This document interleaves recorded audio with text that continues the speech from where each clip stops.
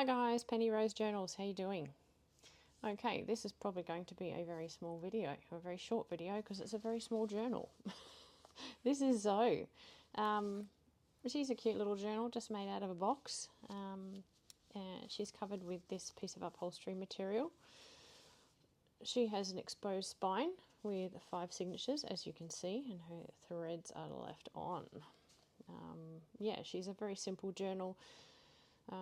She was most likely a desk cleanup journal, where I basically take all the papers off my desk and make a journal out of them because it's a mess. So yeah, she has a cute little book plate that is just bits of fabric that have been sewn in a sort of pile. And she has one of these flowers that is just made out of a bunch of dyed lei flowers, those cheap nasty leis you get from $2 shops and whatnot. Yeah, with this very cute little button sewn on the front. I really like that it's a little wooden button. So yeah, anyway, that's Zoe. So let's have a look inside. On the inside, she just has another piece of fabric that covers the entire inside, and a couple of pockets, one on the front and one on the back, with just a few little bits of goodies tucked in there. So yeah, like I say, most likely a desk cleanup journal. These kind of journals tend to be just scraps out of my scrap drawer, bits and pieces off the desk that have been floating around from other projects, coffee dyed and ink dyed papers, lots of things that are just folded in because she's such a narrow journal. I've actually left a lot of the pages, quite long and just folded them in so that you have a bit more writing space. There's a jelly print with some doodling on it. A bit of paper that has some ink on it. A lot of these pieces that are obviously offcuts from other journals where I've had to tear pages to the right size, so I have a lot of these sort of smaller pieces. So they've ended up in this little journal. There's an envelope, that is a pocket. There is nothing in there, but yeah, another little pocket in there. This is a book page that has just been collaged over to create some writing space, using up those scraps that are lying around. That's the other side of that envelope. So yeah, all sorts of interesting things in this journal. These journals are always interesting. There's bits like this that fold right out. You can definitely write on that. If you don't like the fact that it's map, you could cover it with scraps of paper and write on it. So yeah, there's a lot going on, a lot of interesting things to look at, and yeah, lots of interesting folds. Fried parsnips and something. Can't read that. It's so coffee dyed I can't read it anymore. Fried parsnips and potatoes something. And an image on that side. So yeah, like I say, just things that have been floating around the desk and needed to be tidied up. A bit of washi on that page. There's some more of that ink splashed paper. A bit of a pattern going on in it. Another jelly print. Some doodles. A book page. Some coffee dyed yellow paper. Bits of brown packaging paper.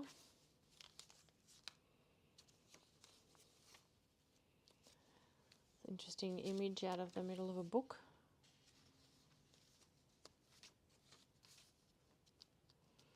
Again, you could cover these. I mean, I quite like that just as a decorative page. It's interesting to me, but you could cover that with a bit of scrap paper and just write on it, or draw on it, or whatever grabbed your fancy.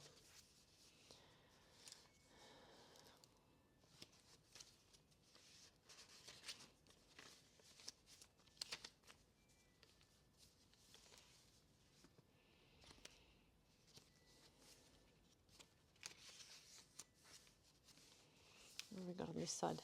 Lettuce souffle. That sounds actually awful. Does it have any lettuce in it?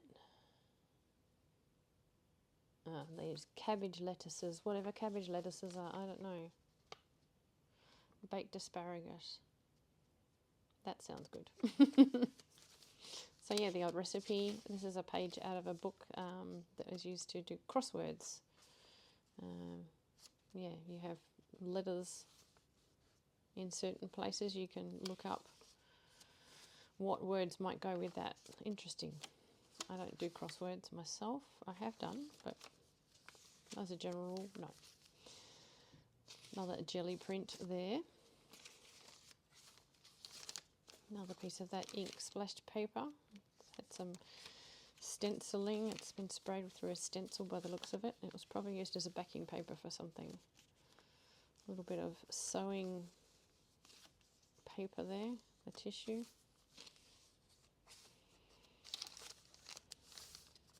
Some inky paper. This was the paper that the flowers from the front were dyed on.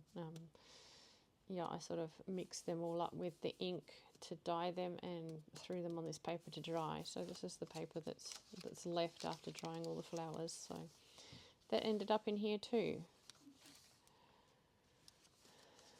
There's another one of those images from an encyclopedia. This is an encyclopedia about cities of the world. That first one was San Francisco, I believe. I don't know what this. Oh, this is San Francisco as well. So there you go. Somewhere in California, anyway. A very long time ago, I would assume. It was quite an old book. Some washi tape.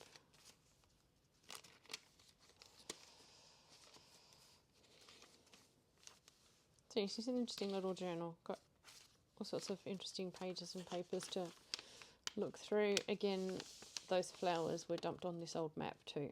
You can see all the ink staining from them. So you could certainly cover that up with some scrap paper and write on that if you so desired. But I think sometimes it's nice to leave these things just as decorative papers until you need them. You know, eventually if you need them, obviously.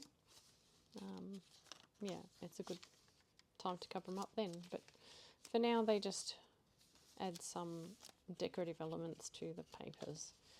It's one of those images, heavily coffee dyed, buttered broad beans.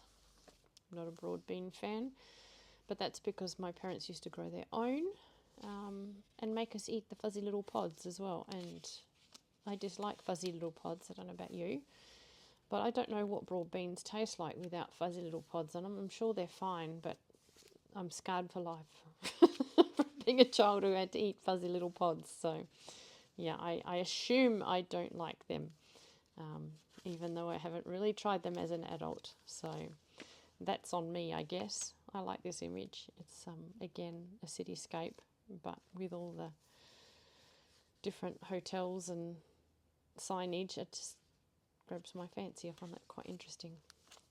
Yeah, so it's definitely on me. Broad beans are probably fine.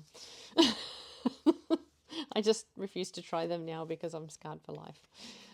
So maybe one day. Maybe one day. Jerusalem artichoke soup.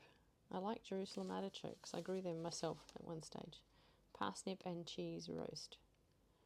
I'm not that fond of parsnips, I must admit, but anything with cheese can't be bad, right? I'm getting excited by all the recipes. I'm easily tempted by food. I'll be hungry shortly and have to go down and eat something. Just because I've been reading recipes in this book. Very suggestible.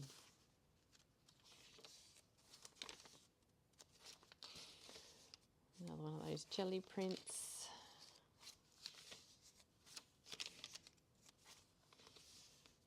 Another envelope.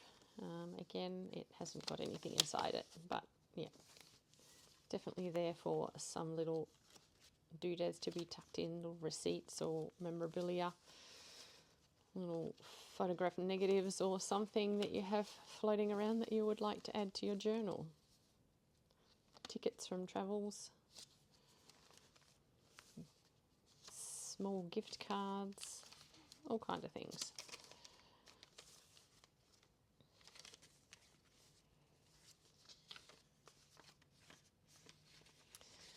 And that's pretty much it. That is Zoe in a nutshell. She is a fairly small journal, but she has a lot going on. There's a lot to look at, a lot of writing space.